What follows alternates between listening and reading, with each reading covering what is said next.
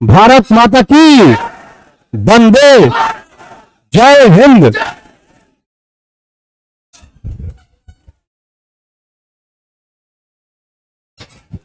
देखिए आप 12:30 में 12:30 से जो एपिसोड दिए हैं, 12:30 से 1:30 वाला क्लास में नयिका बचवा को घुसने दीजिए, नहीं तो गड़बड़ा जाएगा। आप समझ सकते हैं अगर नयिका को नहीं घुसने दीजिएगा, आप लोग जैसे पीछे वाला में एक हम प्रोजेक्टर का इंप्रेशन दे दिए, हाँ अगर पढ़ लोगे तो अच्छा है, नहीं तो फिर वही हाल होगा वहां वाला। 4 महीना सर्वाइव करेगा, बोले हमको कहेगा माफ कर दीजिए सर। तो इसलिए थोड़ा सा आप लोग ध्यान दीजिएगा कि 12:30 में तो आप लोग का बायोलॉजी का सेक्शन चल रहा है, कॉमनली सब पढ़िए, इधर पढ़िए उधर पढ़िए, कोई दिक्कत नहीं। एक जो फ्रेश बैच दी है, होता क्या है ना कि जैसे कोई चोहरा रहा है, कोई पचहरा रहा है, कोई छहरा भी रहा है ठीक है, कोनो कोनो। अच्छा अब है क्या कि इतना बढ़िया से पढ़ा है कि उसके जुबान पर है, मतलब सोए भी पूछेंगे कि अच्छा बता दो मॉडर्न इंडिया का पूरा कंसेप्ट, तो एक बार में पूरा रोन देगा, हाँ चूते रहता है। तो इसीलिए हमको लगता है कि ना कि मान लिया कि एस्टेब्लिशमेंट के लिए बेस स्ट्रक्चर को तैयार करने के लिए एक सेक्शन तो जरूरी है। तो 12:30 से 1:30 में आप लोग रहिए, जिनका छूटा हुआ है या फिर जिनको इंटरेस्ट है, तो बगल वाला में अच्छा डिस्प्ले हो चुका है, बीच बीच में हम जाते रहेंगे, ऐसा नहीं कि उधर छोड़ दिए। हाँ साउंड जबरदस्त है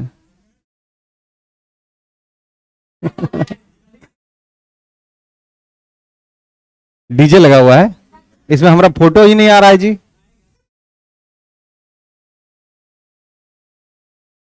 यहां कहां आ रहा है, क्या चीज इसमें आना चाहिए ना, इसमें आ रहा था। क्या बोला था, क्या नहीं आएगा?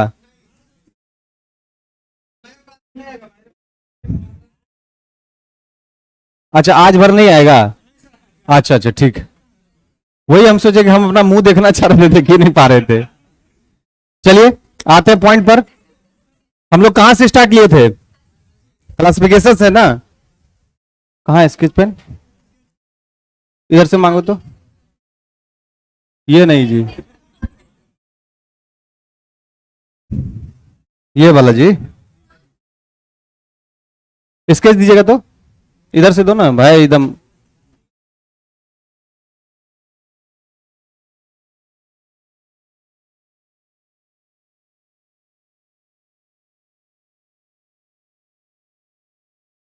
इधर नहीं है, हाँ आराम से चला जाएगा। देखो तो स्केच कहाँ है?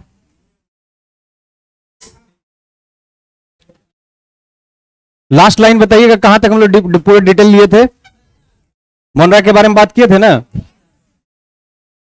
मोनरा में हम लोग के पास 2 एग्जाम्पल आया था, कौन कौन? बैक्टीरिया और साइनो बैक्टीरिया। थोड़ा सा ध्यान दीजिएगा, एक बार फिर से हम लोग इसको रिव्यू करते हैं, ध्यान दीजिएगा, फिर से एक बार हम लोग रिव्यू करते हैं। जिनको कोई दिक्कत होगा तो फिर से आप लोग एक्टिवेट हो जाइएगा। हम लोग सब्जेक्ट जो पढ़ रहे हैं, ये बड़ा गंदा थीम है जी।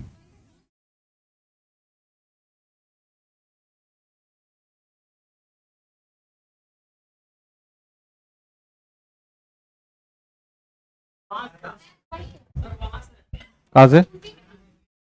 यहां से।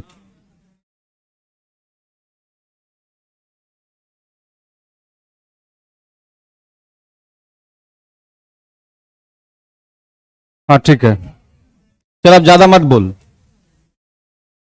देखिए हम लोग का कंसेप्ट स्टार्ट हुआ था किससे? बायोलॉजी से। थोड़ा सा ध्यान दीजिएगा, ये सब्जेक्ट थोड़ा सा उन लोगों के लिए ज्यादा तकलीफ दे होगा जो कॉमर्स बैकग्राउंड के कैंडिडेट होंगे, जो डेबिट और क्रेडिट पढ़े होंगे, उनके लिए तो जैसे बायोलॉजी लगता है कि कुछ अटैक उटैक, और मैथ वाला के लिए भी थोड़ा सा दिक्कत है। हाँ जिनका साइंस स्ट्रीम रहा होगा, जो नीट उट का तैयारी किए हुए, उनके लिए बायोलॉजी बहुत अच्छा लगेगा कि हाँ चलिए अप्रोच हम लोग का सही है। लेकिन जान लीजिएगा, ये क्लास ना तो हम ये सोच के पढ़ा रहे हैं कि आप कॉमर्स के स्टूडेंट हैं या फिर मैथ्स के हैं या फिर किसके हैं, हम ये सोच के पढ़ा रहे हैं कि आपको कंप्लीटली बायोलॉजी सेक्शन पढ़ना है। कहां से? जीरो से, मतलब एकदम माइनस से भी लेकर चल सकते हैं। तो हमने इसका सबसे पहले इंट्रोडक्शन लिया कि बायो मतलब हमने बताया था दैट इज द लाइफ। क्या बताया था? लाइफ। और लोगस इससे बना हुआ है, मतलब स्टडी, यानी किसका अध्ययन कर रहे हैं? लाइफ का। तो हमने कहा था, ध्यान दीजिएगा, कि लाइफ का जब स्टडी करेंगे तो हम किसका करेंगे? एनिमल का, और किसका करेंगे? प्लांट का, दोनों का करेंगे। तो अगर एनिमल का हम लोग अध्ययन करते हैं तो इसको हम लोग सेक्शन लेते हैं, दैट इज द जूलॉजी, और इसका करेंगे तो बॉटनी। ये सब तो कंफर्म है। तो बोलता है कि प्लांट में जो बॉटनी का हम लोग अध्ययन करते हैं उसको हम लोग एक करते हैं एग्रीकल्चर के अंतर्गत। किसके करते हैं? एग्रीकल्चर। और यहां पर हम लोग के पास है एनिमल हस्बेंड्री। थोड़ा सा इंट्रोडक्शन हम लोग लिए कि फादर ऑफ बायोलॉजी पूछा गया तो दो नाम आया था, लेमार्क और अरस्तु। एक का नाम आया था क्या चीज? लेमार्क। नाम सुना होगा क्या? लेमार्क। लेमार्क के बारे में जब हम लोग काम करना शुरू किए तो उसका एक थ्योरी काफी फेमस था, यूज एंड डिसयूज थ्योरी। यानी अगर किसी चीज का हम यूज करते हैं तो हमारे साथ मेंटेन होता है, अदरवाइज वो एक्सटिंक्ट हो जाता है, विलुप्त हो जाता है। उसी तरह एक और नाम इसके साथ आया था, ट्रेवेरनस। यानी लेमार्क और ट्रेवेरनस ने बायोलॉजी वर्ड का सबसे पहले यूज किया, यानी first term used by the, जो बायोलॉजी वर्ड है वो यूज किया गया किसके द्वारा? लेमार्क और ट्रेवेरनस। लेकिन पूछा जाएगा फादर ऑफ बायोलॉजी कौन? तो अरिस्टोटल। फिर अरस्तु का नाम आया तो हम लोग के पास एक टेक्निक आया था, एस्पास। यानी S for Sukrat, P for Pluto, ए से अरस्तु और एस से सिकंदर। तो हमने कहा था कि सुकरात जो एक दार्शनिक था, फिलोसफर था। सुकरात का शिष्य था प्लूटो, प्लूटो का शिष्य था अरस्तु और अरस्तु का शिष्य था सिकंदर। तो हमने इसमें अरस्तु का नाम इसलिए लिया कि फादर ऑफ बायोलॉजी भी अरस्तु, फादर ऑफ जूलॉजी भी अरस्तु और फादर ऑफ पॉलिटिकल साइंस भी अरस्तु। इसका मतलब है कि ये दार्शनिक मल्टी टैलेंटेड थे, जिनको जूलॉजी भी पता था, बायोलॉजी भी पता था और पॉलिटिकल साइंस भी पता था। फिर हम लोग बात किए थे कि अच्छा ठीक है, अगर बायोलॉजी को हम लोग को पढ़ना है तो हम लोग को अप्रोच कैसे करना पड़ेगा, आखिरकार हम लोग बाहर कैसे होंगे? तो बोला गया सबसे पहले काम करते हैं कि किसी भी सेक्शन को पढ़ने के लिए सबसे पहले उसको हम लोग को किंगडम में एंट्री करना पड़ेगा। किसमें करना पड़ेगा? किंगडम। तो जब तक पूरा किंगडम नहीं जानिएगा तब तक अप्रोच हम लोग का खुलेगा नहीं। तो हम लोग के पास पहला किंगडम के रूप में एक एंट्री हुआ था, किसका? मोनेरा का। मोनेरा दैट इज द क्या है? किंगडम है। जैसे एग्जांपल के तौर पर लेते हैं कि हम लोग यहां पर जितने भी हैं, हम लोग सब होमो सेपियंस सेपियंस हैं, यानी मानव हैं। तो मानव का कंसेप्ट है कि हम लोग के साथ लगता है तीन नाम, होमो सेपियंस सेपियंस, यानी हम लोग ट्राइनोमियन नोमेनक्लेचर में हैं। आगे बताएंगे आप लोग को कि हम लोग के साथ एक बायनोमियन नोमेनक्लेचर होता है। पहले नाम होता है जीनस का, फिर होता है स्पेसीज का। इस पर हम लोग काम करेंगे, लेकिन पहले जानिएगा कि Monera that is the kingdom है। और इस मोनेरा किंगडम में हम लोग बात जो करेंगे, अगर किसी स्पेसीज पर करेंगे एग्जाम्पल के तौर पर, तो पक्का अगर उस स्पेसीज को हम लोग डिटेल पढ़ते हैं तो मोनेरा अपने आप क्लियर हो जाएगा। आप में से किसी आदमी को हम लोग किसी आदमी का किडनी निकाल के देखेंगे तो सभी का किडनी तो समानांतर ही होगा। ये नहीं कि इसका किडनी का केमिकल कंपोजिशन अलग होगा, आपका अलग होगा, सब में नेफ्रॉन होगा। क्लियर? तो इसका यह मतलब है कि अगर मैमल्स में से हम लोग किसी का भी किडनी निकाल करके उसको डिसेक्ट करके देखते हैं तो कंप्लीट मैमल्स का आइडियोलॉजी हम लोग के पास आ जाएगा। तो हम लोग के पास एक टॉपिक आया था साइनोबैक्टीरिया, बताए थे कि नहीं? कौन सा आया था? साइनोबैक्टीरिया। और हमने वो कहा था इसका नाम है बीजीए, यानी ब्लू ग्रीन एल्गी। नहीं, हम बोले भी थे कि इसका नाम है ब्लू ग्रीन एल्गी, बीजीए इसको बोलते हैं। तो बोलता है साइनोबैक्टीरिया और ये बीजीए, ब्लू ग्रीन एल्गी, ये दोनों कंसेप्ट हम लोग का एकदम इक्वल है। और दोनों किस किस किंगडम के अंतर्गत आएगा? मोनेरा। तो आप लोग को अभी थोड़ा सा लगेगा अटपटा टाइप का कि चलिए सर बैक्टीरिया क्या है। तो बैक्टीरिया के बारे में अगर हम लोग काम करना शुरू करें तो कल बताए, पिछले क्लास में आपको बताए भी थे कि बैक्टीरिया का यूज भी है और डिसयूज भी है। बैक्टीरिया हम लोग पर हार्मफुल इफेक्ट भी करता है और यूजफुल भी करता है। जैसे अगर दूध से दही खाना है तो बैक्टीरिया चाहिए, लैक्टोबैसिलस। हार्मफुल में अगर हम लोग जाते हैं, जैसे ट्यूबरक्लोसिस किसी को हो गया तो बैक्टीरिया उसके लिए रिस्पॉन्सिबल है, लेप्रोसी किसी को हो गया बैक्टीरिया रिस्पॉन्सिबल है। इसका मतलब है कि अगर मोनरा को हमको जानना है तो हम बीजीए या बैक्टीरिया को जान लेंगे तो मोनरा हम लोग का क्लेरिफाई हो जाएगा। जैसे कहा जाता है कि किसी किंगडम को अगर जानना हो तो सबसे पहले उसके स्पेसीज को क्लेरिफाई कीजिए, और अगर उसके स्पेसीज के आइडेंटिफाइंग कैरेक्टर को आप समझ पा रहे हैं, जान पा रहे हैं, तो पक्का है उस पूरे किंगडम के सारे आइडेंटिफाइंग कैरेक्टर या स्पेशलाइजेशन या उसकी पिक्युलिटीज को आप समझ पाएंगे। जैसे अगर बैक्टीरिया हम बोले कि न्यूक्लियस इसका कंप्लीट नहीं है, इससे साफ पता चलता है कि पूरे मोनरा का न्यूक्लियस साफ नहीं है। अगर हम बैक्टीरिया के बारे में बोले कि ये प्रोकैरियोटिक एनिमल है तो इससे साफ पता चलता है कि मोनरा प्रोकैरियोटिक एनिमल होता है। इसका यह मतलब है कि अगर हम लोग बैक्टीरिया का डिटेल निकालेंगे तो वह खुद ब खुद किसको डिटेल कर देगा? मोनरा को कर देगा। क्लियर है? तो एक बार फिर से हम लोग रिव्यू कर लेते हैं, ध्यान दीजिएगा। हम कुछ पढ़ नहीं रहे हैं, फिर से ध्यान दीजिएगा। जितने नए एस्पायरेंट उनको समझ में आना चाहिए कि हम कर क्या रहे हैं। हम कुछ नहीं कर रहे हैं, एक सेक्शन को पढ़ रहे हैं जिसका नाम क्या होगा? बायोलॉजी।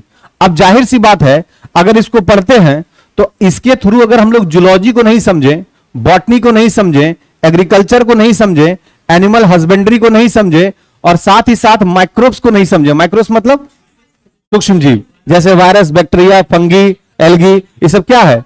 माइक्रोब्स है। ये सारे चीज को समझने के अलावे इसकी कनेक्टिविटी हम लोग के साथ होता है बायो टेक्नोलॉजी। ये सारे चीज को समझ जाएंगे तब हम लोग का एक चैप्टर क्लियर होगा, कौन सा? बायोलॉजी। अब किसी भी एग्जामिनेशन को आप देखिएगा, जो भी एग्जाम हम लोग के सामने आता है, देखिएगा उस सारे एग्जामिनेशन में जो क्वेश्चन पूछा जा रहा है वो सब मिला के पूछा जा रहा है। एग्रीकल्चर भी पूछा जा रहा है, जूलॉजी से भी सवाल पूछा जा रहा है, बॉटनी से भी सवाल, सब सवालों को मिला के पूछता है। तो हम लोग सोचे कि पहले कंसंट्रेट करते हैं किस पर? बायोलॉजी पर। तो हम इसको बाहर निकाल के पहले एक क्या किए कि बायोलॉजी का एक कंप्लीटली पहले इंट्रोडक्शन पर काम शुरू किए। हम काम शुरू कर रहे हैं बायोलॉजी के किस पर काम शुरू किए? इंट्रोडक्शन पर। इंट्रो पर हम लोग आए तो सवाल जीके टाइप का, हमला हमारे जीएस में डिमांड है जीके टाइप के क्वेश्चन पूछने का। तो पहला सवाल आता है कि बायोलॉजी वर्ड कौन यूज किया था? लेमार्क और ट्रेविनस। पहला बात हो गया। फिर एक बात आता है कि लेमार्क की कुछ खासियत थी, कुछ पिक्युलिटीज था, तो बोला लेमार्क ने एक थ्योरी दिया था, यूज एंड डिसयूज थ्योरी।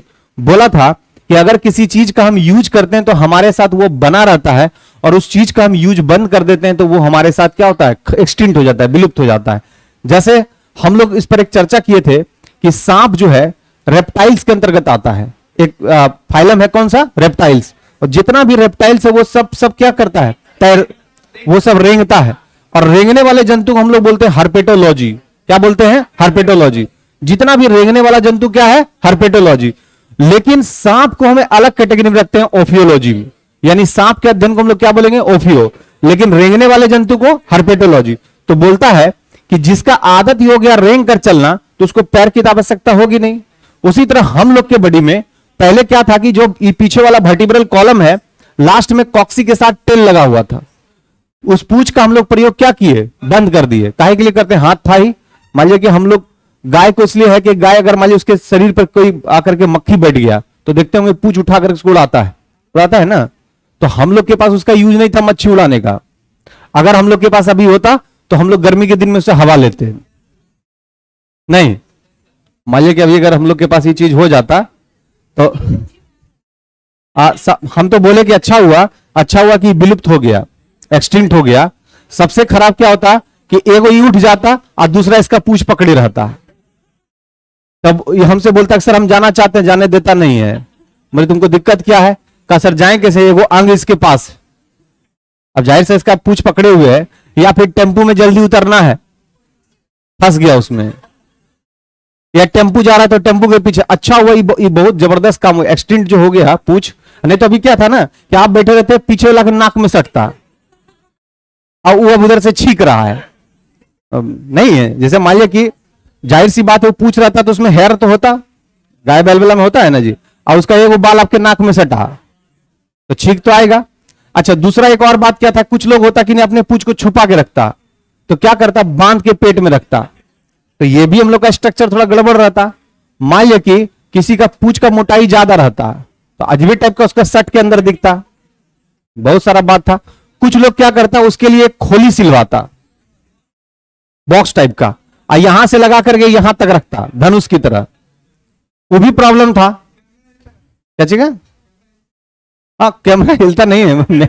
मैंने क्या कि अगर मान लिया कि उसके पास इस तरह का होता तो मान लिया कि कभी भी वो जो सेगमेंट है वो खराब होता तो बाहर निकल जाता। मतलब कहने का मतलब है कि जो एंसेस्ट्रल सिस्टम से अब तक हम लोग पहुंच पाए हैं, जो चीज एक्सटिंक्ट हो गया, विलुप्त हो गया, वो सही हुआ है। नहीं तो हम लोग को हमेशा कुछ ना कुछ उससे प्रॉब्लम ही होता। अब देखिए क्या है कि यूज एंड डिसयूज थ्योरी कौन दिया? लेमार्क। बोला जिसका यूज कीजिएगा वो मेंटेन रहेगा, जिसका यूज बंद कर दीजिएगा वो खत्म हो जाएगा, यानी उसको रिलीज कर दिया जाएगा। फिर बोलता है कि क्या सिर्फ लेमार्क ही बायोलॉजी के बारे में बताए थे? नहीं, एक और व्यक्ति थे उसके साथ ट्रेविनस। क्वेश्चन आता भी है, 2 पर्सन मिलकर के बायोलॉजी वर्ड का यूज किया, ट्रेविनस और लेमार्क। फिर हम लोग के पास एक टर्म आता है कि ठीक है जूलॉजी का क्या आइडेंटिफिकेशन है, तो हमने कहा भी कि एनिमल के बारे में पढ़ेंगे तो जूलॉजी, प्लांट के बारे में पढ़ेंगे तो बॉटनी। तो कहा जाता है कि जीके का डिमांड है कि कुछ सवाल भी इससे रिलेटेड पूछा जाता है। जैसे पूछा जाता है कि फादर ऑफ जूलॉजी अरस्तु, फादर ऑफ बायोलॉजी अरस्तु। और हमने कहा था कि अरस्तु जो व्यक्ति है वो दार्शनिक है, फिलोसफर है, और वो फिलोसफर जो शिष्य था वो किसका था? प्लूटो का। तो हमने एक टेक्निक भी दिया था स्पास, S for Sukrat, P for Pluto, A for अरस्तु और एस से सिकंदर बताए थे। फिर हमने कहा था कि अरस्तु के बारे में और भी इसके बारे में डिटेल जानिए, तो आपको देखिएगा कि कितना टैलेंटेड आदमी था ये। अरस्तु जाकर के ज्योग्राफी में भी अपना कंसेप्ट दिया है, अर्थ का सेंटर के से संबंधित एक अपना कंसेप्ट दिया है। इसका मतलब है कि अरस्तु पॉलिटिकल साइंस में भी जाकर के अपना अप्रोच करता है, अरस्तु जाकर के जूलॉजी में भी अपना कंसेप्ट देता है, अरस्तु जाके बायोलॉजी में भी देता है। इसका मतलब है कि ये फिलोसफर सभी सब्जेक्ट को एक फिलोसफी के तौर पर देख रहा था। तो हम लोग को जानना जरूरी था कि फिलोसफर सब कौन था। तो दैट इज द ट्रिक। स्पास S4 सुकरात, P4 प्लूटो, A4 अरस्तु और S से सिकंदर। हम लोग क्लेरिफाई कर लिए। फिर इसमें से डिटेल हम लोग निकाले। एक टर्म आ गया, थोड़ा सा हम लोग के पास एक ब्लॉक टाइप का आया कि सुकरात के बारे में अगर पढ़ रहे हैं तो कौन था सुकरात। तो कहा जाता है कि महाराष्ट्र में महादेव गोविंद रानाडे को महाराष्ट्र का सुकरात कहा गया, यानी वो बहुत अच्छे फिलोसफर थे। उसी तरह प्लूटो का नाम आया तो प्लूटो से संबंधित एक टर्म आता रिपब्लिका, यानी रिपब्लिका के लेखक कौन थे, प्लूटो। फिर अरस्तु का नाम आया था। अरस्तु 3 तरह की चीजों के फादर थे, जूलॉजी, बायोलॉजी और पॉलिटिकल साइंस। इतना बात बताए थे, लिखाए थे, सब बात लिखा दिए थे ना। चलिए अब लिखिएगा। क्लियर है नहीं आता? एकदम जीरो से स्टार्ट किया और उसको लगातार चलाते रहेंगे राउंड अप। लिखिएगा। मोनरा में प्रोकैरियोटिक सेल लिखाए थे, बैक्टीरिया लिखाए थे, ब्लू ग्रीन एल्गी लिखा दिए थे ना। चलिए अब लिखिएगा एग्जाम्पल के तौर पर, टाइटल में लिखिएगा बैक्टीरिया, टाइटल में लिखिएगा बैक्टीरिया। सबसे पहले लिखिएगा father of bacteriology, father of bacteriology, father of bacteriology बहुत ही सवाल पूछता भी है। लिखिएगा एंटोनियो वॉन, एंटोनियो वॉन। देखो ये लोग का नाम इसी तरह रहता है, मोनू सोनू नहीं रहता है। हाँ लिखिएगा Antonio von, Antonio von Leeuwenhoek. Antonio, Antonio लिख लोगे, लिवेन LEVEN, लिवेनहॉक, HOCL के हॉक, लिवेनहॉक हो गया। Antonio von Leeuwenhoek. फिर अच्छा गलती लिख लोगे तो कोनो दिक्कत होगा।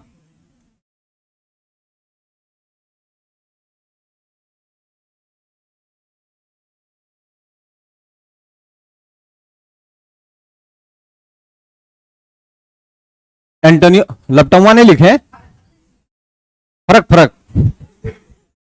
एंटोनियो वॉन लिवेनहॉक थोड़ा लपेट के लिखे हैं, ठीक है, बहुत अच्छा। एंटोनियो वॉन लिवेनहॉक लिख लिए, फादर ऑफ कौन, बैक्टीरियोलॉजी। इसके बाद लिखिएगा ब्रैकेट में हॉलैंड के निवासी, हॉलैंड।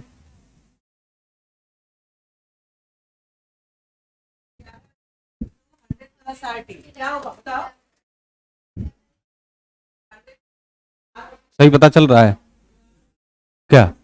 क्या कोई दिक्कत? मेरा चेहरा नहीं आ रहा है, खाली आवाज आ रहा है, जो लिख रहे हैं वो आ रहा है। भगाते हैं उसमें से, रुको तुम लोग एडजस्ट करते हैं उसमें पढ़ा हुआ 3 बार बायोलॉजी। अच्छा ठीक, अच्छा आज बार किसी तरह करो एडजस्टमेंट। देख फोटो मेरा क्यों नहीं आ रहा है, कल से आएगा, ठीक। उधर फोटो आइए नहीं रहा है, देखो 5-6 को बच्चा, उसको एडजस्ट करो इसमें, नहीं तो गड़बड़ लग रहा है। हाँ आ जाओ इधर। हाँ सब नहीं, दूसरे टाइप के नहीं लग रहा है कि भोज में निरामिष और वो वेजिटेरियन और वो वाला बैठने वाला। हाँ बारात में पूछेगा कि आप क्या वेजिटेरियन हैं जी, इधर आइए, जय को नाम बैठिए। तो बेचारा लगता है कि 2 दर्जा का आदमी रहे, चुपचाप से जो उधर से गुजर रहा है, ओ आप वेजिटेरियन है नहीं जी, तो इसीलिए आपको इधर बैठ बैठ, किसी तरह बैठ, और बैठा पीछे।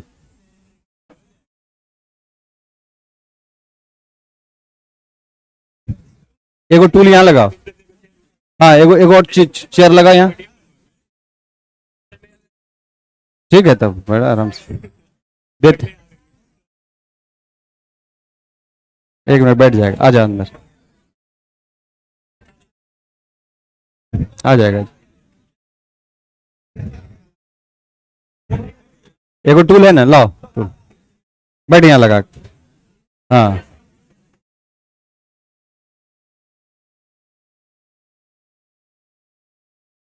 ठीक है। ये लोग लग रहा था ना सर, हाँ बोरा देखा है सर, लग रहा था ना कि जैसे बारात में एक होता है वेजिटेरियन और एक नॉन वेजिटेरियन, तो सर ये लोग के साथ नॉन वेजिटेरियन वाला स्कोप दिख रहा था।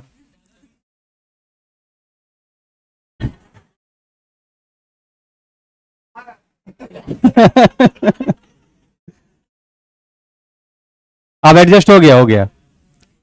तो समझे ना कि बारात में होता क्या है कि देखिएगा, जो चूंकि भारी संख्या किसका है, नॉन वेजिटेरियन का, और कम संख्या किसका है, वेजिटेरियन का। तो जिससे जाएगा जो वेजिटेरियन है ना, उसको कम से कम एक खाने वाला एक, और उसको पूछने वाला 30 गो है। आप वेजिटेरियन हैं, यस, यहीं रहिएगा। ठीक है, यहीं रहेंगे। फिर उधर से आया, आप वेजिटेरियन है, यहां क्या कर रहे हैं, का एगो कहा का एगो यहां बोला था खड़ा होने, का रे पागल आप वहां जाके रहिए। वो वेजिटेरियन हो करके सोचता है कि कोई गुनाह कर लिए, समझ रहे ना। तो वही चीज है कि अंदर अंदर गए तो लगा कि वेजिटेरियन है, इधर नॉन वेजिटेरियन है। अब क्लियर है। देखो जिस जगह पे तुम बैठा है ना, मेरे बाद तुम पर सबका नजर है। इसलिए इसलिए इसलिए जो है ना, ये सब जो उधर से कोई आपको एक्शन दे तो उस पर कोई प्रतिक्रिया नहीं करना है।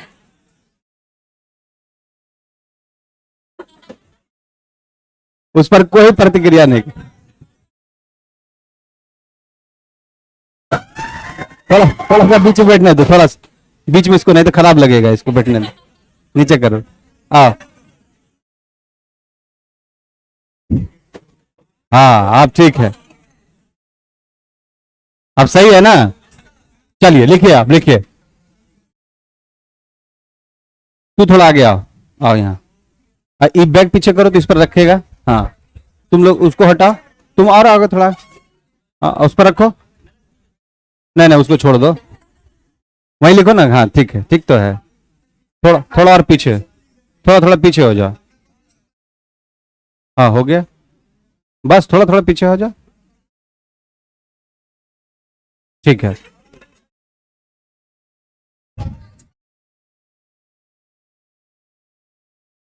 अरे तुम बोला, तुम्हारा बात नहीं मानेंगे पागल, आज तक जो बोला सब मानते आ रहे हैं।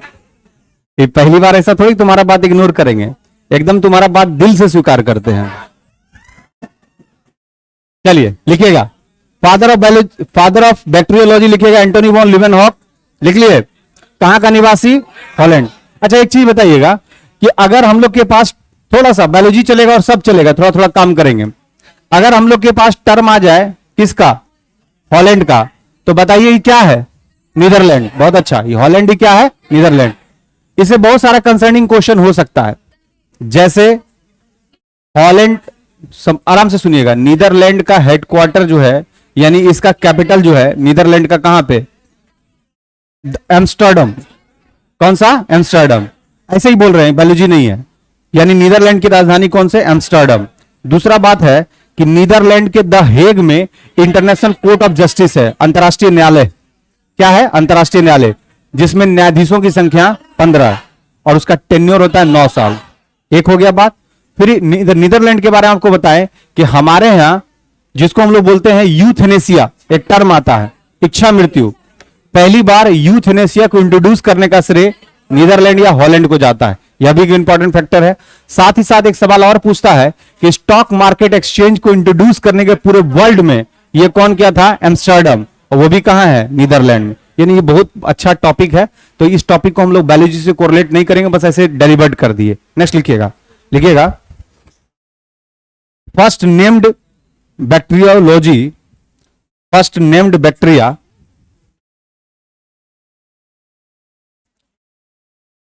पहली बार बैक्टीरिया का नामकरण। हाँ ठीक है, रहने दो, क्या दिक्कत, दोनों बोलेंगे, अंग्रेजी हिंदी सब चलेगा, बीच में इंग्लिश भी चलेगा। फर्स्ट नेम, पहली बार बैक्टीरिया का नामकरण जो है, उसका नोमेनक्लेचर एहरनबर्ग ने किया था। एहरनबर्ग पहली बार बैक्टीरिया का जो नामकरण है, उसको नोमेनक्लेचर किया था, नोटिफाइड किया था, जिसको हम लोग बोलते हैं कि उसको नाम लिया था बैक्टीरिया के बारे में, कौन लिया था? एहरनबर्ग। लेकिन फादर ऑफ बैक्टीरियोलॉजी कौन? Antony von Leeuwenhoek. नेक्स्ट लिखिएगा,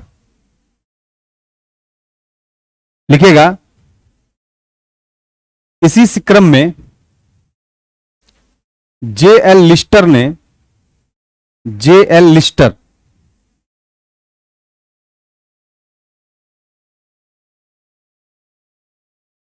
इसी क्रम में जे एल लिस्टर ने एंटीसेप्टिक सर्जरी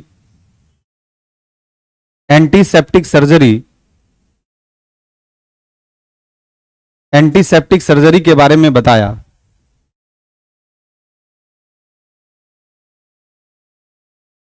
एंटीसेप्टिक सर्जरी के बारे में बताया।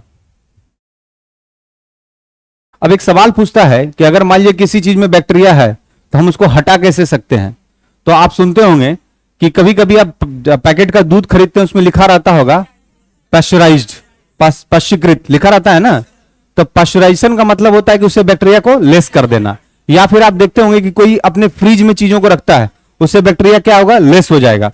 तो दो मेथड हम लोग के पास है, या तो उसको टेम्परेचर हाई कर देंगे शॉर्ट टाइम के लिए, और या तो लो करेंगे लॉन्ग टर्म के लिए। तो ये दो प्रोसेस करेंगे तो बैक्टीरिया खत्म हो जाएगा। तो बोलता है कि बैक्टीरिया को खत्म करने के लिए, ध्यान दीजिएगा, जैसे पहले क्या था ना कि पहले हम लोग के यहां जब ग्रामीण परिवेश में थे, तो ग्रामीण परिवेश में क्या होता था कि जब गाय स्टार्ट करती थी दूध देने के लिए, तो उसमें से किसी बच्चे को बुलाया जाता था, क्या हो तुमको गरम गरम दूध पिलाएंगे, मतलब बोलता था कि वो बहुत अच्छा ताकत मिल जाएगा। तो उस एक कंसेप्ट था डिफरेंट। तो उसमें क्या होता था, हम लोग भी गिलास लेके पहुंचे रहते थे, और कोई दूध हो गा रहा, उसी में से एक गिलास मिल गया, और पी करके मेंटली फील करते थे कि बहुत ताकत हो गया है। हिचकिली हुआ कि नहीं वो पता नहीं, लेकिन मानसिक रूप से लगता था कि एकदम गजब ताकत आ गया है, और कुछ भी देखते थे लगता था इसको तोड़ देना आज। कारण क्या कि जो बोला गया था, जो दूध वो पी लिए। लेकिन ध्यान रखिएगा कि जिस समय उस गाय का दूध का निर्धारण हुआ, तो जब तक उसके बॉडी में था तब तक तो बॉडी का जो टेम्परेचर में वो बैक्टीरिया तो एनहांस नहीं कर पाएगा। लेकिन जैसे बॉडी से बाहर जैसे वो मिल्क होता है, तो उसमें बैक्टीरिया तो अटैक करेगा थोड़ा देर के बाद। तो कहा जाता है गरम गरम पीने से दिक्कत नहीं था, लेकिन थोड़ी देर के बाद तो बैक्टीरिया उस पर इफेक्ट करेगा। या फिर किसी भी तरह से जहां से मिल्क का सेक्रेशन हो रहा है, वहां आसपास अगर बैक्टीरिया का इन्फेक्टेड होगा तो इन्फेक्टेड हो सकता है।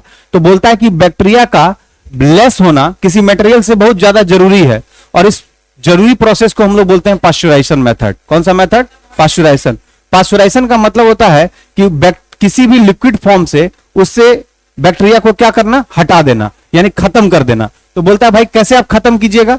तो एक क्वेश्चन यह भी आता है कि अगर फ्रिज के अंदर किसी मटेरियल को हम लोग रख देते हैं तो इससे बैक्टीरिया डिस्ट्रॉय होगा या इनएक्टिव होगा? डिस्ट्रॉय हो जाएगा। याद रखिएगा कि फ्रिज के अंदर अगर एक टेम्परेचर पर हम लोग रखते हैं तो वहां पे क्या होता है कि बैक्टीरिया कंप्लीट खत्म हो जाता है, बर्बाद हो जाता है। दूसरा एक क्वेश्चन आता है कि अगर हम किसी चीज को उबालते हैं, यानी कि इसको बॉइलिंग पॉइंट पर ले जाते हैं 100 डिग्री सेंटीग्रेड पर, लगातार बॉइल्ड करते हैं, तब भी उससे बैक्टीरिया क्या होता है? खत्म हो जाता है।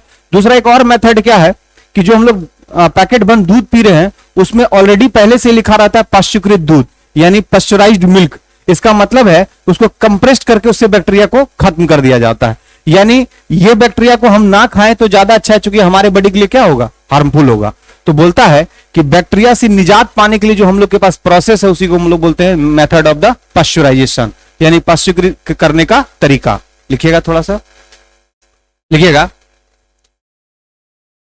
लिखिएगा पाश्चीकरण करने का तरीका, मेथड ऑफ पाश्चराइजेशन या process of the pasteurisation.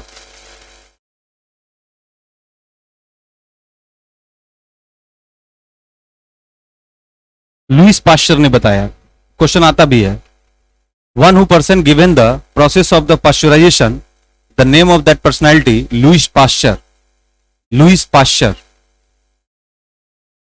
Pasteurisation का जो मेथड दिया था वो कौन दिया था? Lewis Pasteur. ब्रैकेट में लिख लीजिएगा, एक थ्योरी नाम है उसका, germ plasm theory. Germ plasm theory. Germ plasm theory, germ plasm theory. ठीक है, ये कौन दिए थे? Louis Pasteur. ये लुईस पाश्चर का कंसंट्रेशन था कि जर्म प्लाज्म थ्योरी को इंट्रोड्यूस किया गया। तो ये पाश्चराइजेशन का मेथड है। पाश्चराइजेशन मेथड समझ रहे हैं कैसे होगा? दो तरीका है इसका, या तो ठंडा करके या फिर गर्म करके। अगर हम इसको हल्का हल्का उबालेंगे तो टाइम टेकिंग होगा ज्यादा, लेकिन अगर तेज उबाल देंगे तो टाइम टेकिंग होगा कम। तो बोलता है कि जो शॉर्ट टर्म मेथड है ना, उसमें लॉन्ग टर्म टाइम लगेगा। अगर शॉर्ट टर्म आप किसी चीज को उबाल रहे हैं तो उसमें टाइम आपको देना पड़ेगा ज्यादा, यानी ज्यादा देर तक उबालना पड़ेगा। और एक बार अगर ज्यादा टेम्परेचर दे दिए तो शॉर्ट टर्म में आप अपना उसका बैक्टीरिया खत्म कर सकते हैं। तो सवाल आपसे पूछ सकता है कि पाश्चराइजेशन की प्रक्रिया को कौन इंट्रोड्यूस किया? Louis Pasteur. ये किस थ्योरी के अंतर्गत आता है? Germ plasm theory. तो पूछा जाएगा कि अगर हमको बैक्टीरिया नष्ट करना है तो हम किस प्रोसेस का यूज करेंगे? पाश्चराइजेशन। तो क्या पाश्चराइजेशन सिर्फ गर्म करके ही खत्म किया सकता है? ठंडा करके भी किया सकता है, यानी हीटिंग पॉइंट भी होगा और फ्रीजिंग पॉइंट। फ्रीजिंग पॉइंट से भी हम लोग पाश्चराइजेशन मेथड को क्लियर कर सकते हैं और हीटिंग पॉइंट से भी। लिखिएगा पाश्चराइजेशन दो प्रकार के होते हैं। पाश्चराइजेशन दो प्रकार के होते हैं।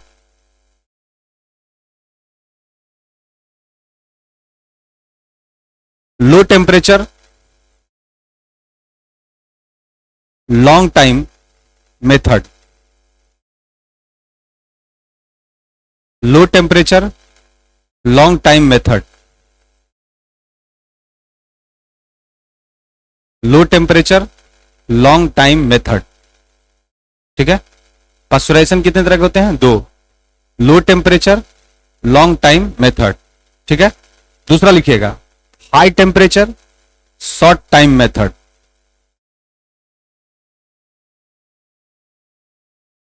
High temperature short time method पकड़ लिए। अगर टेम्परेचर ज्यादा देंगे तो मेथड क्या रखेंगे? शॉर्ट। और टेम्परेचर अगर लो देंगे तो मेथड रखेंगे लॉन्ग। बस यही याद रखिएगा, दोनों सिस्टम से हम लोग क्या क्या किया जाता है? पाश्चराइजेशन मेथड को एक्टिवेट किया जाता है। लिखिएगा नंबर 1 डिटेल में लिखिएगा। Low temperature long time method में, low temperature long time method में, low temperature long time method में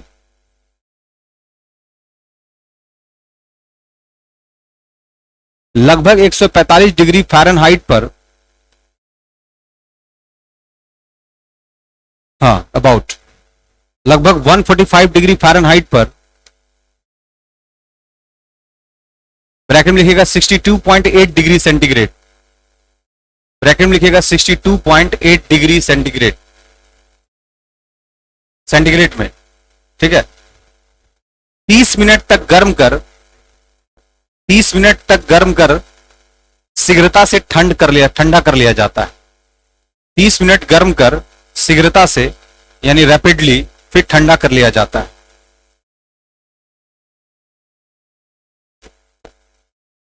30 मिनट गर्म करके फिर शीघ्रता से क्या कर लिया जाता है? ठंडा कर लिया जाता है। कितना डिग्री फ़ारेनहाइट? 145 डिग्री फ़ारेनहाइट, या फिर सेल्सियस में कितना? 62। अच्छा देखिए एक चीज है, थोड़ा सा यहां से हम लोग थोड़ा सा केमिस्ट्री से हेल्प लेंगे, क्योंकि हम लोग के पास एक मेथड है, यह है फिजिक्स का मेथड F-32 बटे 180 बराबर C/100 बराबर R/80 बराबर 273 प्लस T, और इसी को हम लोग बोलते हैं दैट इज द केल्विन। ये कंप्लीट है हम लोग का किसका? टेम्परेचर का। तो अगर हम लोग का कोई डेटा फ़ारेनहाइट में है तो हम सेल्सियस में इसको कन्वर्ट कर सकते हैं, या फिर कोई सेल्सियस में इसको किस में? रोमर में कर सकते हैं, या फिर कोई रोमर में तो उसको किस में कर सकते? केल्विन में कर सकते हैं। तो हमने इसका एक बार आप लोगों को बताया भी था कंसेप्ट कि F-32 बटे 180 बराबर C/100। अगर इसी दोनों का हम रिलेशन निकालते हैं तो ये दोनों तो कट जाएगा। ये कितने बार में? 9 बार में, और ये कितने बार में? 5। तो इसका मतलब आएगा हम लोग के पास F-32 बटे 9 बराबर C/5 आएगा ना। तो हम लोग आराम से निकाल सकते। थोड़ा मैथमेटिकल है, बायोलॉजी चल रहा है उससे मतलब नहीं। जीएस को कभी जीएस ऐसा मत पढ़ना, यहां जो सब्जेक्ट पढ़ना है उस सब्जेक्ट की तरह पढ़ना है। आप कभी मत सोचिएगा कि सर जीएस पढ़ा रहे हैं तो आएंगे तो एकदम हिस्ट्री सच बायोलॉजी पढ़ा के निकल जाएंगे। तो किसी भी चीज को एकदम अप्रोप्रिएट फोकस करना है। जितना ज्यादा अप्रोप्रिएट कीजिएगा उतना ज्यादा वो सब्जेक्ट आपका अपना हो जाएगा। अब बताइएगा, मेरे पास फॉर्मूला है F-32 बटे 9 बराबर C/5। तो अभी फ़ारेनहाइट का वैल्यू कितना था? 145 माइनस 32 बटे 9 बराबर C/5। क्रॉस मल्टीप्लीकेशन करेंगे निकल जाएगा, जितना आपका डेटा आया था वही आ जाएगा। तो कभी कभी ये बीपीएससी का बड़ा फेमस क्वेश्चन है कि रोमर में कन्वर्ट करने पूछता है, ये फ़ारेनहाइट को सेल्सियस में पूछेगा। तो खैर ये हम लोग बाद में अप्रोच करेंगे, बस इतना जानिएगा कि किसी भी चीज को हम फ़ारेनहाइट में और रोमर में, सेल्सियस में, सेंटीग्रेड में और केल्विन में, और केल्विन का सूत्र ये 273 प्लस टी, तो जितना सेल्सियस है उसमें 273 को क्या करना है, जोड़ देना है, तो हमारा क्या निकल जाएगा, केल्विन। वैसे हम लोग के टेम्परेचर का एसआई यूनिट्स जो होता है वो केल्विन ही है, याद रखिएगा। क्योंकि system of international D units जो है, जिसको डेराइव्ड ऑफ द यूनिट्स बोलते हैं, वो कौन है, के। यानी सवाल पूछेगा कि टेम्परेचर का एसआई मात्रक क्या है, तो that is the kelvin. Clear है? चलिए लिखिएगा नेक्स्ट। ये ऐसे ही बताए हैं, उसको लिखना जरूरी नहीं, फिर मिलेगा ही हम लोग को। लिखिएगा high temperature short time method. Number 2 में लिखिएगा high temperature short time method. High temperature short time method, high temperature short time method. लिखिएगा इस मेथड में मिल्क को 161 डिग्री फ़ारेनहाइट,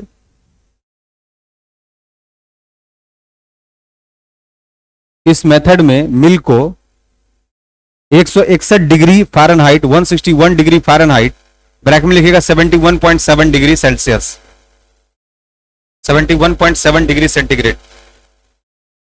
इस मेथड में मिल्क को 71.7 डिग्री सेल्सियस या सेंटीग्रेड, ब्रैकेट में 161 डिग्री फ़ारेनहाइट टेम्परेचर पर लगभग 15 सेकेंड तक, लगभग 15 सेकेंड तक गर्म करके ठंडा कर लिया जाता है, गर्म करके ठंडा कर लिया जाता है। इस प्रोसेस में भी बैक्टीरिया नष्ट हो जाती है। इस प्रोसेस में भी बैक्टीरिया नष्ट हो जाती है। ठीक है, पैराग्राफ चेंज करके लिखिएगा इसके अलावे फ्रीजिंग करके भी, इसके अलावे फ्रीजिंग करके भी, ब्रैकेट में लिखिएगा लगभग -10 डिग्री सेंटीग्रेड से, इसके अलावे फ्रीजिंग करके भी, इसके अलावे फ्रीजिंग करके भी -10 डिग्री सेंटीग्रेड से -18 डिग्री सेंटीग्रेड तक,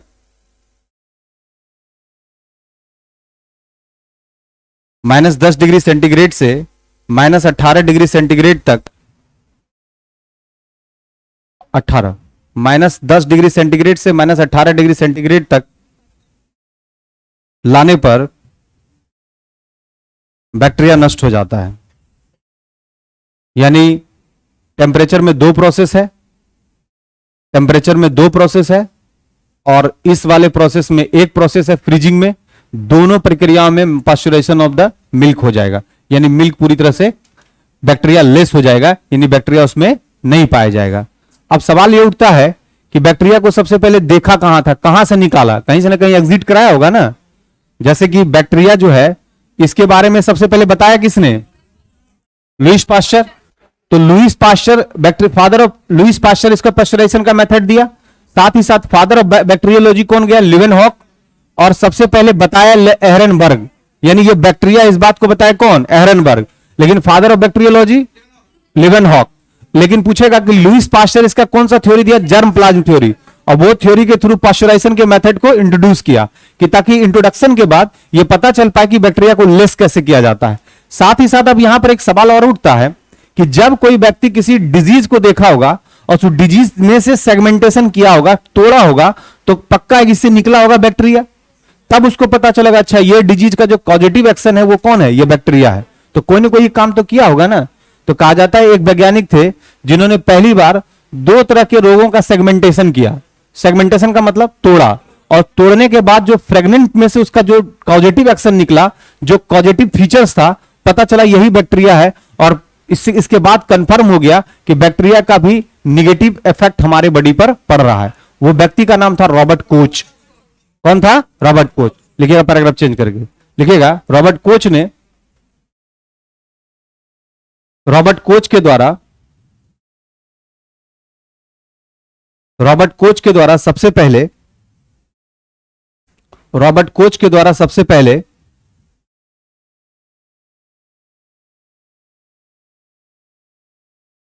एनिमल की डिजीज एंथ्रेक्स, एनिमल का एक डिजीज है एंथ्रेक्स, खूब पूछता है क्वेश्चन ही, भेड़ में होता है एंथ्रेक्स, नाम सुना होगा। हाँ, भेड़ में होता है, भेड़ में क्वेश्चन आता है कि भेड़ में होने वाले रोग का नाम बताइए जो बैक्टीरिया से होता है, एंथ्रेक्स। एनिमल में होने वाले रोग कौन सा, एंथ्रेक्स। और लिखिएगा ह्यूमन बीइंग का कौन सा, ट्यूबरक्लोसिस, जिसको टीबी बोलते हैं। ह्यूमन बीइंग का ट्यूबरक्लोसिस, टीबी ट्यूबरक्लोसिस, इन दोनों से ही पहली बार बैक्टीरिया को अलग किया गया था। भेड़ में होने वाला एक रोग था एंथ्रेक्स, और दूसरा एक मानव में होने वाला रोग का नाम क्या था, टीबी ट्यूबरक्लोसिस। इन दोनों से पहली बार अलग किया गया था किसको, बैक्टीरिया को। ठीक है, अब पता चल पाया कि causative action of the bacteria कौन कौन है। एक तो कौन सा है, एंथ्रेक्स, और दूसरा कौन सा है, ट्यूबरक्लोसिस। तो सवाल पूछेगा कि एंथ्रेक्स किस में होता है, भेड़ में, और ट्यूबरक्लोसिस ह्यूमन बीइंग में। बाद में हम लोग पढ़ेंगे इसका पॉजिटिव एक्शन क्या होता है। तो एक बार रिव्यू लगाते हैं, कॉपी बंद कीजिएगा, बंद कीजिए। अब रैंडमली क्वेश्चन पूछते हैं, थोड़ा सा इसके फ्लो अप में लाइएगा। अगर आपसे सवाल पूछे कि term biology given by Lamarck, और लेमार्क के द्वारा दिया गया theory, use and disuse theory, हम क्या बोले थे कि अगर जिसका यूज करेंगे तो बना रहेगा, अदरवाइज वो खत्म हो जाएगा। तो यूज एंड डिसयूज थ्योरी का सबसे अच्छा एग्जांपल के तौर पर सबसे बड़ा रेप्टाइल्स, रेंगना। तो रेप्टाइल्स के रेंगने को क्या बोलते हैं, हर्पेटोलॉजी। क्या हम लोग हर्पेटोलॉजी के अंतर्गत सांप का अध्ययन करते हैं, हम लोग करते हैं ओफियोलॉजी। याद रखिएगा वो है कौन सा, ओफियोलॉजी, और ये कौन सा है, हर्पेटोलॉजी। दो चीज है। फिर आपसे सवाल पूछा जाएगा, ध्यान दीजिएगा, फिर आपसे सवाल पूछा जाएगा कि बायोलॉजी जो है, बायोलॉजी को हम लोग जब डिवाइड करते हैं, यानी बायो मतलब लाइफ और लोगस मतलब स्टडी। तो बायो में दो हम लोग लाइफ को देखते हैं, एक एनिमल का और एक किसका, प्लांट का। जब प्लांट का अध्ययन करेंगे और जब एनिमल का करेंगे। Who is the father of zoology, बहुत अच्छा। Who is the father of botany, Theophrastus, बता चुके हैं, Theophrastus. Father of medicine, Hippocrates, बताए थे ना। इसमें से अरस्तु जो बायोलॉजी के फादर भी हैं और जूलॉजी के भी। अरस्तु शिष्य थे प्लूटो के। प्लूटो ने एक पुस्तक लिखी थी रिपब्लिका, और प्लूटो के गुरु थे सुकरात, और महाराष्ट्र का सुकरात कहा गया एमजी रनाडे को। चलिए ठीक है। फिर हम लोग क्या किए कि सारे किंगडम में से पहले किंगडम को हम लोग अपॉइंट किए, कौन सा, मोनेरा। मोनेरा पर हम लोग काम जैसे करना शुरू किए, वैसे ही पता चला कि मोनेरा के अंतर्गत साइनोबैक्टीरिया और बैक्टीरिया आता है। साइनोबैक्टीरिया का दूसरा नाम ब्लू ग्रीन एल्गी, यानी बीजीए बोलते हैं। क्या बोलते हैं, बीजीए। तो हम लोग को पता चला कि ये न्यूक्लियस लेस है। तो जैसे ही मोनेरा के आइडेंटिफाइंग कैरेक्टर के अंदर जाते हैं तो हम लोग बैक्टीरिया का पूरा डिटेल निकालना शुरू किए। जैसे बैक्टीरिया के बारे में पढ़ना शुरू किए तो पता चला कि बैक्टीरिया को सबसे पहले देखने वाला था एरनबर्ग। कौन था, एरनबर्ग, यानी नामकरण करने वाला Ehrenberg, father of bacteriology. Antony van Leeuwenhoek, related from Holland. कहां के निवासी थे, हॉलैंड। पहली बार बैक्टीरिया को डिजीज के रूप में आइडेंटिफाई किया रॉबर्ट कोच।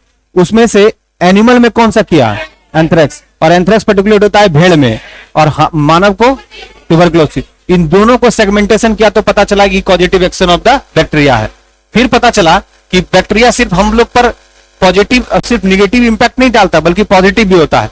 तो हम लोग क्या करते हैं कि सबसे पहले एक मेथड को किया गया था, पाश्चराइजेशन मेथड, और इस पाश्चराइजेशन मेथड को लाने वाला था लुईस पाश्चर। कौन दिया था, लुईस पाश्चर, जो था जर्म प्लाज्म थ्योरी के अंतर्गत। कौन सा थ्योरी, जर्म प्लाज्म थ्योरी। तो जर्म प्लाज्म थ्योरी में लुईस पाश्चर ने कहा कि बैक्टीरिया को अगर खत्म करते हैं तो उसको मेथड को बोलते हैं पाश्चराइजेशन। और पाश्चराइजेशन का 3 मेथड है, एक है high temperature low short time method, और एक है लो टेम्परेचर लॉन्ग टाइम मेथड, यही था ना, और एक क्या है, फ्रीजिंग।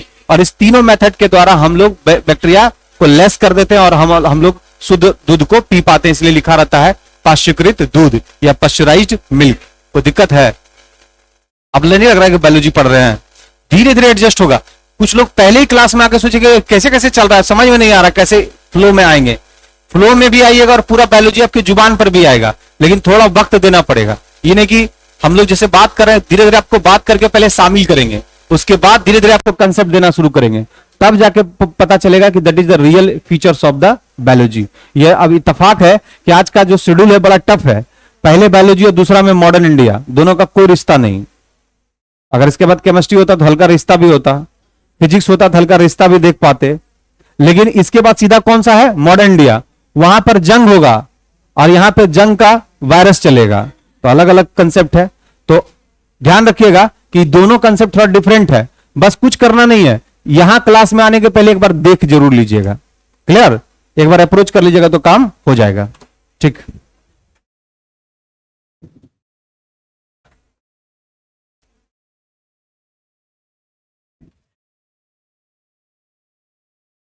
और जो एनएस ब्रह्मास्त्र या एनएस गुरुकुल के साथ लिंक में नहीं है, जैसे कि हम क्लास बंद होने के पहले 2 घंटा पहले या 3 घंटा पहले उस पर डलवाते हैं, ठीक है, तो जिनका लिंक नहीं है वो उसमें शामिल हो जाए, वहीं से आपको सूचना एकदम एग्जैक्ट मिलेगा, क्योंकि वो जो डाल रहा है वो ऑथेंटिक सूचना है। और हम डालने के बाद भी कुछ लोग आके पूछते हैं कि हमको कहां आया, तो स्पेशल तो नहीं जा पाएगा क्योंकि ऑलरेडी वो ग्रुप है। अब तबियत तो कभी भी खराब हो सकता, आज भी था, तब भी इसको टैकल किए, क्योंकि जो सिस्टम चल रहा है, जो लगातार अभी हम लोग आ जा रहे हैं या फिर बहुत तरह का सिस्टम चल रहा है, तो उसमें आपको सूचना तो 2 घंटा पहले, तो कल एक बच्चा के बोल रहा है कि कोई सूचना हमको मिलता नहीं है, तो याद रखिएगा कि 2 टेलीग्राम पर 2 सेक्शन है, उससे आप जुड़ जाइएगा। एक है एनएस गुरुकुल और है एक एनएस ब्रह्मास्त्रा।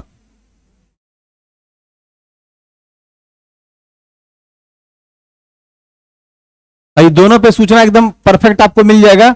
अगर किसी चीज का आपको यहां से संबंधित, क्लास से संबंधित बातों का जिक्र होगा तो ये दोनों सूचना आप लोग कर लीजिएगा। और कल तो रामनवमी है ना, हाँ, तो फिर से हम आप बोल दे रहे हैं, फिर सूचना लीजिएगा कि नहीं लीजिएगा, कल का क्लास नहीं होगा, रामनवमी का क्लास नहीं होगा, ये ठीक है। तो इसलिए इन्हें बोलिएगा सर अगले वाले में बोले थे, हम तो पिछले वाले में थे।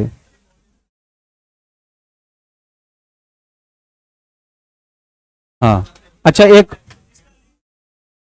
लिंक, तो लिंक तो होगा ना, क्या दिक्कत है इसमें रविकांत, पब्लिकली नहीं है,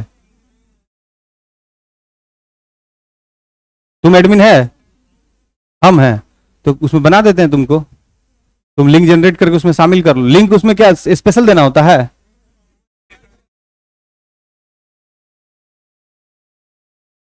उसको पब्लिक कर देते हैं क्या, नहीं, हाँ हाँ हाँ राइट, फिर उसका उसका दुरुपयोग होना शुरू हो जाता है, सही बोल रहे हो। अच्छा ठीक है, अभी देखते हैं उसमें हम क्या कर सकते हैं, कुछ ना कुछ उसका उपाय करेंगे, लेकिन अभी जैसे भी हो उसको लिंक उसको करके एक्सेप्टेंस होगा ना, अभी कैसे ऐड होता है, कोई ऐड कर सकता है ना, तो कर सकता है, हो जाएगा।